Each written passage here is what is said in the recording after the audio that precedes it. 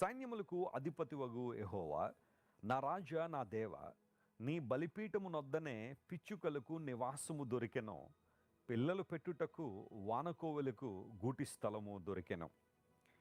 84 కీర్తనను కోరహ్ కుమారులు రచించిన నా బ్యాక్గ్రౌండ్ ఏంటండి? నా తల్లిదండ్రులు చాలా పేదవాళ్ళండి.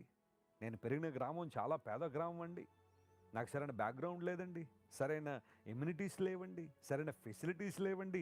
కొంతమంది ఎప్పుడు ఇదే బాధలో ఉన్నారు. కొంతమంది అలసట, ఆందోళన, కలవరం, విజయం కోసం అడుదిరిగి ఇడిదిరిగి సక్సెస్ సాధించడానికి అది చేయాలంటే అది చేయడం, ఇది చేయాలంటే ఇది చేయడం, ఎక్కడెక్కడో పరుగులు పెట్టడం, ఎవరెవరు చుట్టూ తిరగడం, ఎన్నెన్నో పరిస్థితులు చేసి అలసిపోయిన వారు come to the feet of God.